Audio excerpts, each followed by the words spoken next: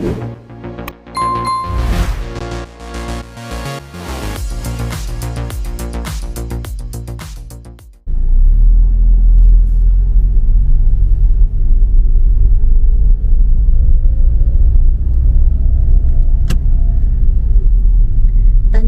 ข้ามาถึงบ้านรักไทยแล้วนะคะ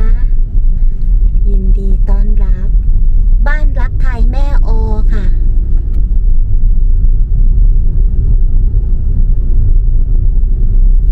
เรามาจากปางอุ๋งนะคะเรามาถึงบ้านรักไทยบ่ายโมงตรงเลยค่ะ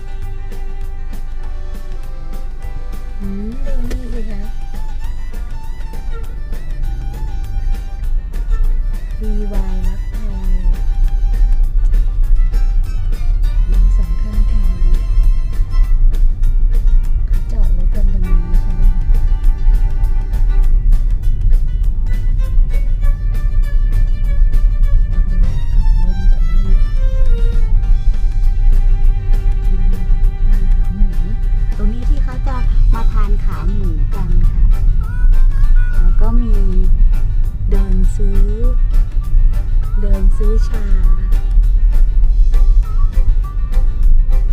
ตรงนี้จะเป็นลานกางเต็นท์นะคะไม่อยากจริงๆกับ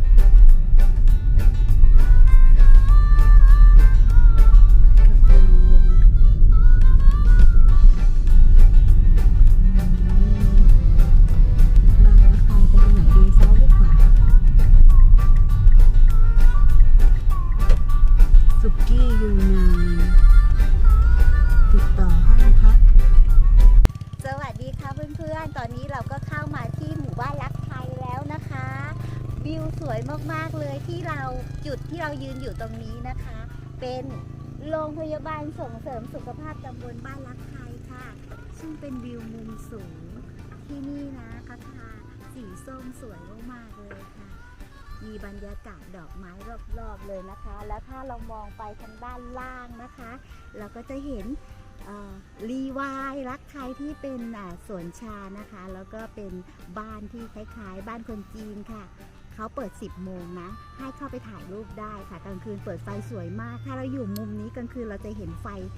ยาวตลอดเลยนะคะถ้ามุมนี้นะตรงนั้นก็คือชาสารักไทยค่ะเขาจะมีร้านอาหารอยู่ด้านล่างนะคะมีขาหมูหมั่นโถที่คนฮิตจะมาทานกันที่นี่ค่ะด้านบนเป็นห้องพักนะคะมีกำแพงเมืองจีนค่ะเป็นแบบจำลองนะคะส่วนด้านหน้าของเขานะคะทานขาหมูก็จะเห็นวิวแม่น้ำค่ะและถ้าอยากจะล่องเรือนะคะที่อยู่ตรงนั้นน่ะหน้าร้านอาหารเลยนะคะเขาบอกว่าต้องมาจองถ้าอยากจะออกเวลาเช้ามาจองไว้ก่อนเลยค่ะเพราะว่าเดี๋ยวจะไม่ทันนะคะแล้วก็ฝั่งตรงข้ามค่ะก็จะเป็นมีห้องพักให้บริการรอบอ่างเก็บน้ำเลยค่ะเพื่อนๆชอบแบบไหนก็มาลองหาดูนะคะมีบรรยากาศรอบอ่างเก็บน้ำเลยต้องค่อยๆเดินหากันนะคะเพื่อน เรามาถึงหมู่บ้านเราก็จัดหมี่ยูนานคนละจานนะคะ จานละ40 บาท อร่อยมากเลย มีน้ำชาให้ทานด้วยหอมๆค่ะ แล้วเราก็วิ่งหาที่พักในคืนนี้กันนะคะ เราจะนอนอยู่รอบอ่างเก็บน้ำตรงนี้เลยค่ะเพื่อนๆ ตอนนี้เราอยู่ที่บ้านรักไทยแล้วนะคะ คืนนี้เรานอนที่นี่เลยค่ะ แล้วพอเย็นแล้วนะคะ แดดร่มลมตกเราก็ออกมาเดินเล่นค่ะ ตรงนี้เป็นถนนในหมอกนะคะ เขาจะมีหมูกระทะ แล้วก็พวกสุกี้นะคะ มาทานกัน เขาจะตั้งโต๊ะไว้รอเลยนะคะ แล้วก็จะได้วิวด้านหน้าค่ะ ก็คือวิวที่เขาเป็นน้ำนะคะ แล้วก็เห็นไฟเปิดทางชาสารักไทยนะคะ แล้วก็รีวายรักไทยค่ะ ซึ่งถนนตรงนี้นะคะ เป็นที่กินหมูกระทะที่สุดฟินค่ะ เพราะว่าวิวด้านหน้าดีมากๆเลยค่ะ ส่วนที่พักของเรานะคะก็อยู่แถวนู้นค่ะ เราพักตรงนั้นนะคะค่าห้องก็อยู่ที่800 บาทค่ะ มีแอร์นะคะอยู่ชั้น 2 แล้วก็มีดาดฟ้าให้ชมวิวด้านบนด้วยค่ะที่พักสบายมากเลยค่ะ มืดแล้ววิวอาจจะไม่ค่อยสวย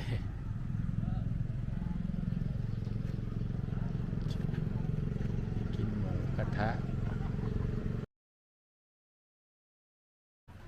ตอนนี้เราก็ออกจากที่พักนะคะ มาเดินเล่นรอบๆสระน้ำค่ะ ตอนนี้เราผ่านมาที่ชาสาห้องอาหารนะคะ แล้วก็มีห้องพักให้ด้วยอยู่ด้านบนค่ะ ชาสาด้านบนเขาก็จะเป็นร้านอาหารนะคะ ส่วนด้านล่างก็จะขายอาหาร เป็นพวกสตรอเบอรี่บวยแล้วก็พวกชาค่ะ พี่นนท์ไปที่ไหน นี่นะคะ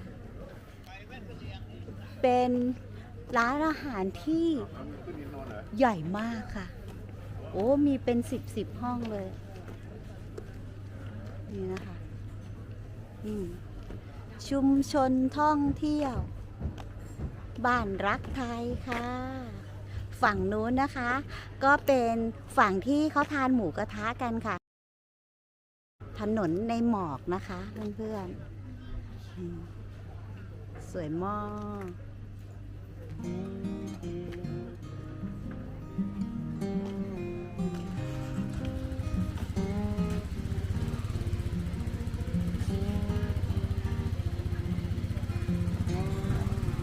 ผู้คนก็พอแดดร่มลมตกก็เริ่มออกเที่ยวกันนะคะนี่ค่ะมีบวยรวมรสข้าวดอย ขนม อันนี้อัลมอนด์ก็มีนะคะอัลมอนด์100 บาท แล้วก็ขนมเชอร์รี่บ๊วยนางฟ้าขนมอบแห้งแล้วก็มีชาให้ชิมด้วยนะคะโอ้ของขายเยอะมาก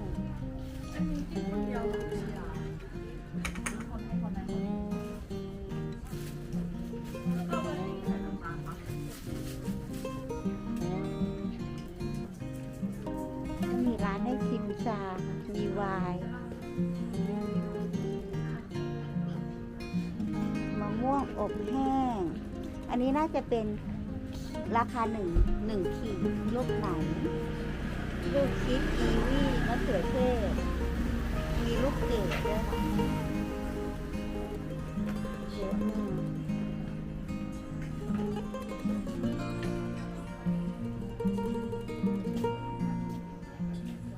เลยมาก็จะเป็นร้านเสื้อผ้าชาวเหนือนะคะ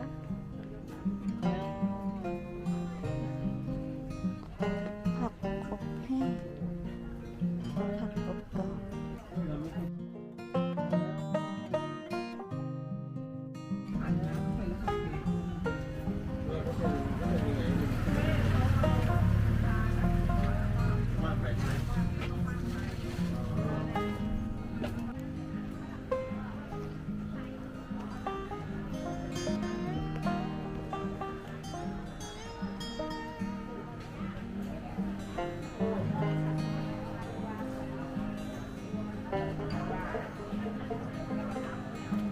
ตู้ไปรษณีย์ด้วยค่ะ วายรักไทยอาหารยูนาน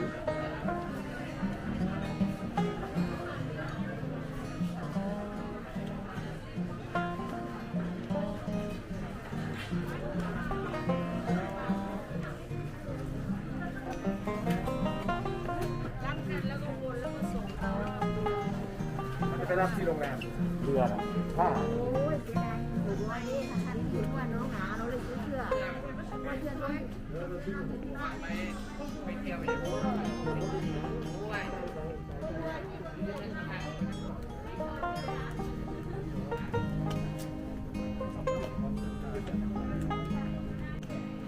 ตอนนี้เราก็เดินรอบเรียบร้อยแล้วนะคะ รู้สึกว่า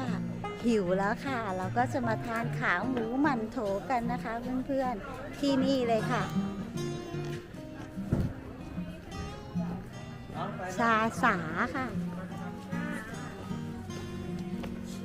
ชาสาอาหารแล้วก็ห้องพักค่ะ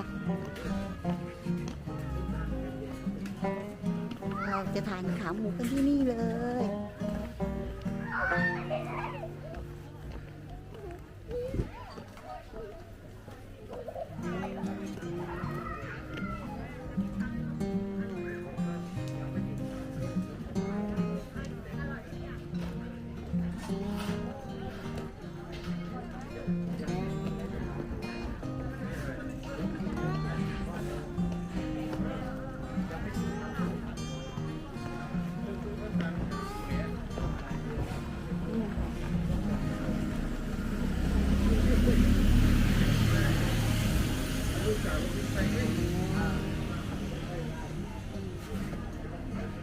พอเราเดินขึ้นมาชั้น2นะคะ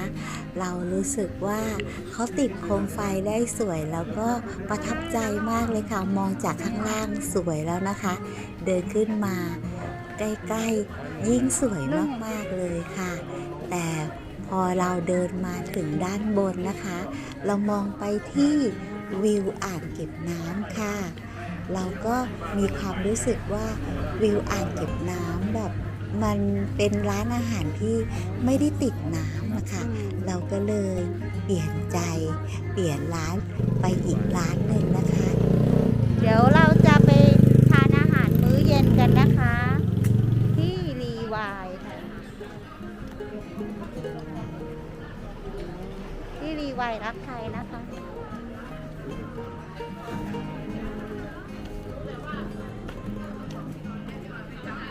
นี่ค่ะ ร้านอยู่ด้านหน้า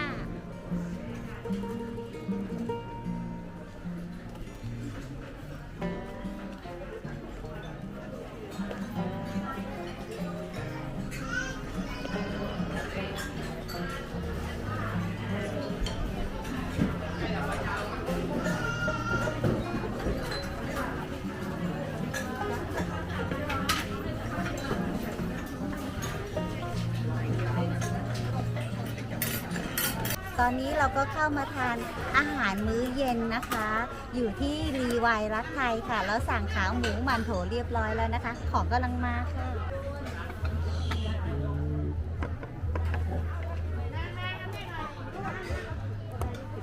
นี่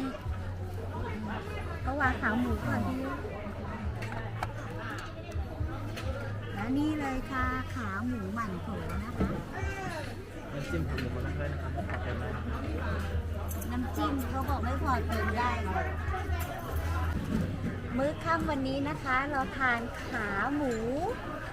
หมั่นโถค่ะ ที่รีวายรักไทยนะคะ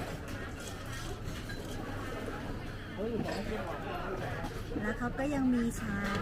เสิร์ฟร้อนๆด้วยค่ะ เป็นชาอูหลงนะคะ แล้วก็ชายอดน้ำค้างค่ะ เขาบอกว่าเวลาเราดึงชาออกมานะคะ สามารถดมความหอมได้หรือจะเอามาอังชาก็ได้ค่ะ เรามาทานกันเลยค่ะ เป็นขาหมูที่ใหญ่มากเลยค่ะ รสชาติอร่อยไม่เหมือนทางบ้านเราเลยนะคะ ไม่หวานแต่มีความเป็นสมุนไพรจีนเยอะมากน้ำใสๆค่ะ แต่เนื้อหมูอร่อยมากทานด้วยกันค่ะหมูซูมานิดนึงนี่ค่ะหมูเขา เปื่อยนะคะนี่สามารถหยิบขึ้นมาเป็นชิ้นอย่างนี้ได้เลยเขาบอกว่าน้ำจิ้มอ่ะสามารถที่จะขอเพิ่มได้ค่ะชิมหมูก่อนนะ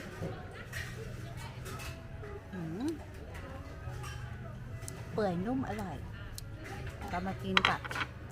มันโถ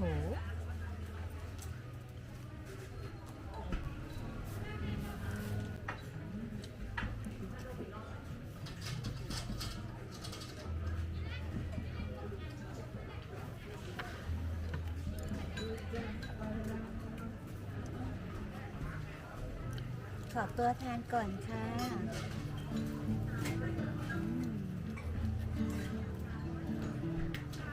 มันหมูอร่อย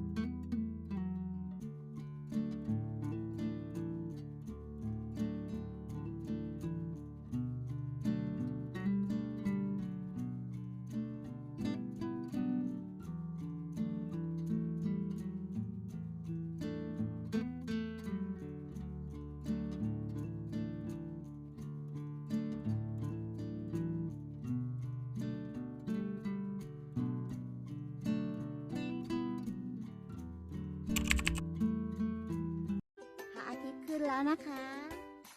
นั่นเลยพระอาทิตย์ขึ้นหลังยอดเขาค่ะเมื่อคืนนอนสบายมากเลยค่ะที่นี่นะคะน้ำอุ่นที่นอนนุ่มค่ะเปิดแอร์เย็นสบายเพราะว่าข้างนอกค่ะ11 องศาเราก็เลยเปิดแอร์ให้ได้25 องศาค่ะในห้องก็เลยจะอุ่นกว่าด้านนอกเดี๋ยวเช้านี้ไปทานข้าวต้มกันนะคะตอนนี้เราถ่ายอยู่บนดาดฟ้าที่พักของเรานะพระอาทิตย์ขึ้นมาจะสุดภูเขาแล้วนะคะและนี่ก็เป็นวิวค่ะที่เรามาถ่ายเมื่อคืนมีไฟขึ้นสวยๆนะคะสวยมากเลยใช่ไหมคะคนมากางเต็นท์ด้วยค่ะเราไปถามที่กางเต็นท์ตรงนั้นนะคะค่าบริการนะคะอยู่ที่150 บาทต่อคนต่อคืนค่ะตรงนั้นนะที่เขากางเต็นท์กันบรรยากาศดีสุดๆไปทานข้าวกันเนาะนี่เลยนะคะเช้าเขาก็จะต้มน้ำไว้ให้เราแล้วก็ให้เราหยิบทานเอาเองเลยค่ะก็จะมีนี่นะคะซอยน้ำเต้าหู้ผงแล้วก็มีกาแฟโอวัลตินก็มีค่ะถ้าใครอยากทานชาร้อนๆก็มีชาหอมมากๆเลยชาที่นี่หอมมากเลยค่ะแล้วก็ต้มหมูนี่นะคะ2 คนก็ให้มาหม้อขนาดนี้เลยค่ะรับรองว่าอิ่มมากๆชึบเราก็ทานกัน2 คนค่ะนี่พอตักเสร็จแล้วนะคะแล้วก็ใส่เครื่องเคียงลงไปค่ะมีต้นหอมผักชีเขาบอกว่าต้นหอมผักชีผักทุกอย่างที่นี่นะคะเขาไม่ได้ไปตลาดนะทุกบ้านปลูกเองค่ะซื้อแค่หมู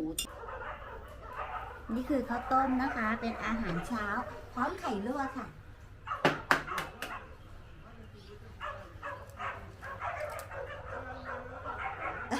วันนี้ได้ไข่ลวกมีไข่ต้มนี่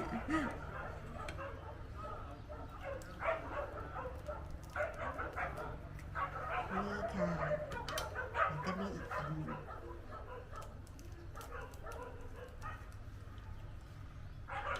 พร้อมทานแล้วค่ะมาชิมกัน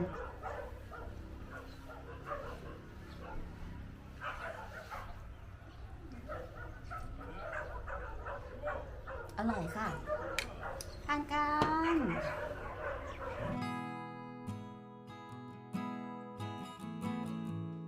ตอนนี้เราก็อยู่ที่ร้านชาสารักไทยนะด้านข้างบนเป็นร้านอาหารค่ะส่วนด้านข้างเป็น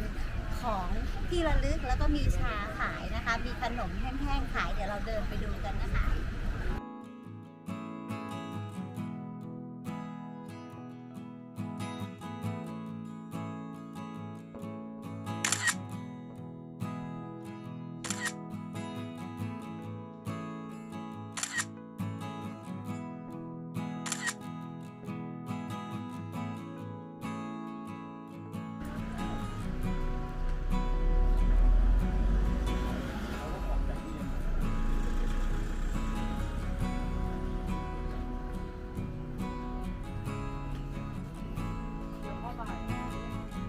สมออบยาจีนลูกไหนมีมะเขือเทศและอาหารอบแห้งโลละ200 บาท สามารถปนกันได้เป็นของฝากแล้วก็มีชาให้ชิมด้วยสามารถนั่งชิมชาได้เลยนะคะ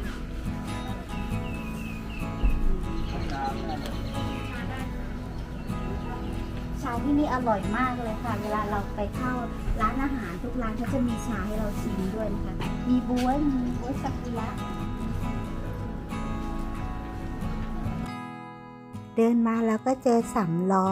ที่เขาขับรอบอ่างเก็บน้ำนะคะ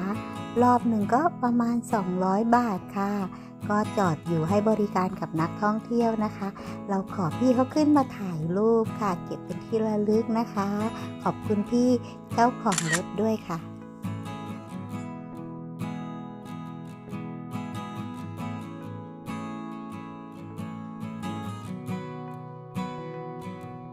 เช้านี้เราพามาดื่มกาแฟที่รีวายคาเฟ่ค่ะ อีกหนึ่งจุดเช็คอิน เป็นร้านกาแฟที่วิวสวยมากเลยนะคะ ใครมาบ้านรักไทยห้ามพลาด มาดูวิวที่ด้านบนนี้เลยนะคะชั้น 2 สวยทั้งเช้าและเย็นเลยค่ะคอนเฟิร์ม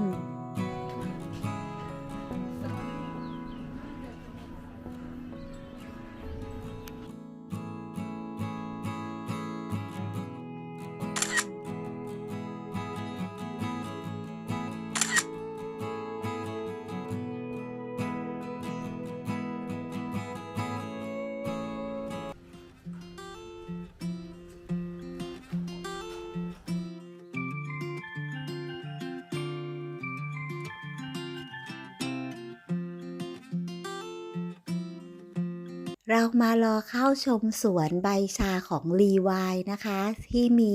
มุมสูงของบ้านรักไทยค่ะ ค่าเข้า20 บาท เปิดให้เข้าชมตอน 10 โมงเช้าค่ะ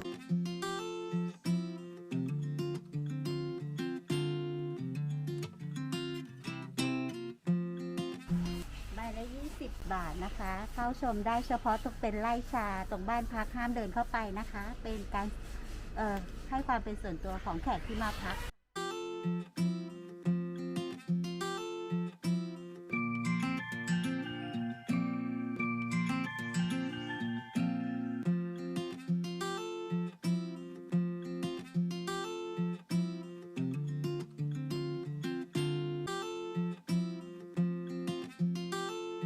หลังจากเราซื้อคูปองมา20นะคะ เจ้าหน้าที่เขาก็จะแม็ก2 ใบก็คือได้เข้ามาแล้วนะคะ แล้วเราก็เดินขึ้นไปเที่ยวด้านบนได้เลยค่ะ ไปกัน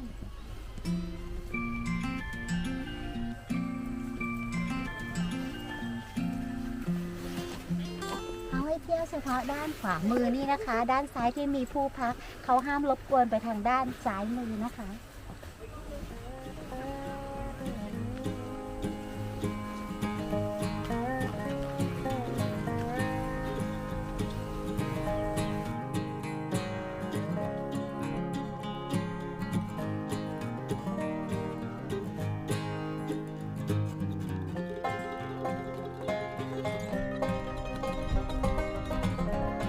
เดี๋ยวเราจะเดินขึ้นไปบนศาลาด้านบนนะคะ จะได้เห็นมุมฟางๆของบ้านรักไทยค่ะ ไปกัน ตรงทางเดินมี2 ทางนะคะ เป็นทางรถมอเตอร์ไซค์กับทางคนเดินค่ะ เวลาเดินก็ฟังเสียงมอเตอร์ไซค์ด้วยนะคะ เขาจะมีมอเตอร์ไซค์ที่ส่งของไปตามห้องพักต่างๆค่ะ เดินให้ระวังหลังด้วยนะคะ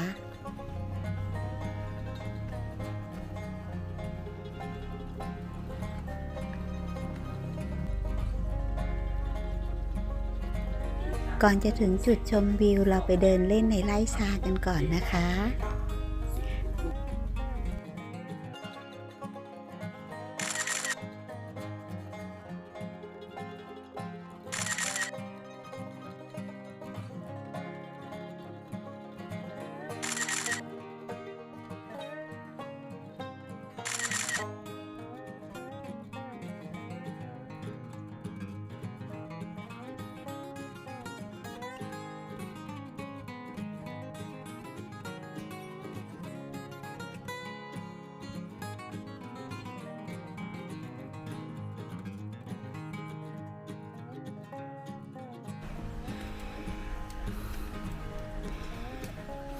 ขอบอกทุกคนเลยนะคะ วิวที่สวยอ่ะต้องแลกมาด้วยความหอบเล็กน้อยค่ะเพราะเราถึงแล้วค่ะ มุมสูงของบ้านรักไทยสวยมากๆ I know that you've been gone. You and me, we don't belong. It only makes me strong. After the blood ran out, don't wanna know one else. That's what I used to know. Reset my life after you go. ตอนนี้เราก็อยู่ด้านบนแล้วนะคะ ทางที่เราเดินขึ้นมาจะเป็นทางนี้เลยนะคะ แล้วพอเราเดินขึ้นมาจนสุดทางค่ะ ก็จะมีสะพานไม้ไผ่นะคะทำให้เราเดินตรงมายังจุดชมวิวของด้านบนค่ะ จะมีศาลานะคะ ให้นั่งพักชมวิว แล้วก็จะมองเห็นหมู่บ้านรักไทยนะคะ ที่มีอ่างเก็บน้ำใหญ่ๆเลยอะค่ะ I know that you've been gone. You and me, we don't belong. It only makes me strong. After the blood ran out, don't wanna know one else. That's what I used to know. Reset my life after you go. And the wind blows like you had me so cold. Oh, oh, how did you know? Since you left now, I'm starting to grow. Oh, oh, I want you to.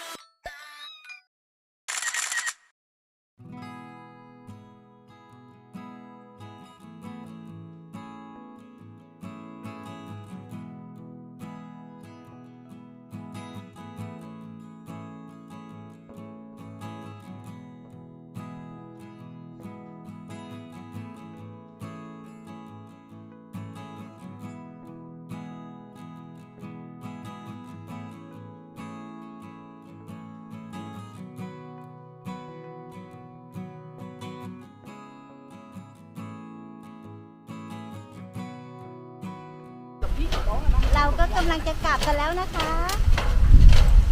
ไปกันค่ะ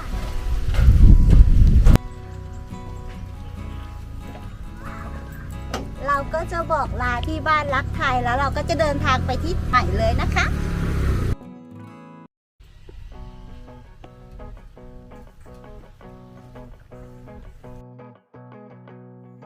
ขอขอบคุณทุกท่านที่ดูจนจบคลิปนะคะ ถ้าชอบคลิปของเราบ้านน้อยพาเที่ยว ช่วยกดไลค์ กดแชร์ กด Subscribe เพื่อเป็นกำลังใจในการทำคลิปต่อๆไปให้กับช่องของเราด้วยนะคะ ขอบคุณมากค่ะ วันนี้ก็ขอกล่าวคำว่า สวัสดีค่ะ แล้วเจอกันใหม่คลิปหน้านะคะ